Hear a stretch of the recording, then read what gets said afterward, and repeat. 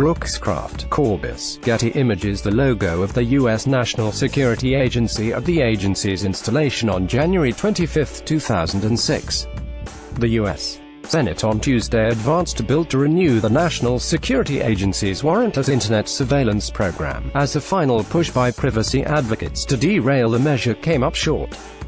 The legislation just cleared the procedural 60-vote threshold required to limit debate in the Senate and was expected to earn the simple majority required to officially pass through the chamber sometime later this week. The vote, which split party lines and was held open for nearly an hour and a half as opposing sides jockeyed for final votes, was 60-38. The bill would extend the NSA program, which gathers information from foreigners overseas but incidentally collects an unknown amount of communications belonging to Americans. The bill, which easily passed the House of Representatives last week despite mixed signals posted on Twitter by President Donald Trump, would renew the surveillance program for 6 years with minimal changes. The measure's passage would mark a disappointing end to a years-long effort by a coalition of liberal Democrats and libertarian-leaning Republicans to redefine the scope of U.S. intelligence collection, fueled by the 2013 disclosures of classified surveillance secrets by former NSA contractor Edward Snowden. The authorization, formerly known as Section 702 of the Foreign Intelligence Surveillance Act (FISA), is set to expire on Friday unless the Senate and Trump sign off, although intelligence officials say it could continue to operate until April.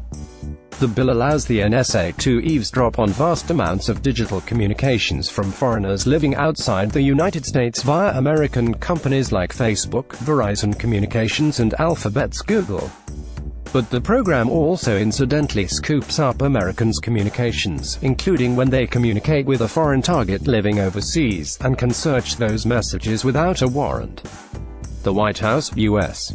intelligence agencies and congressional Republican leaders have said the program is indispensable to national security, vital to protecting U.S. allies, and needs little or no revision.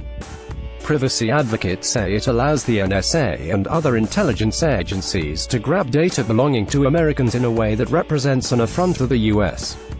Constitution. Without additional meaningful constraints, Congress is allowing the government to use information collected without a warrant against Americans in domestic court proceedings, Republican Senator Rand Paul and Democratic Senator Ron Wyden, vocal opponents of the legislation, wrote in a letter to Senate colleagues last week.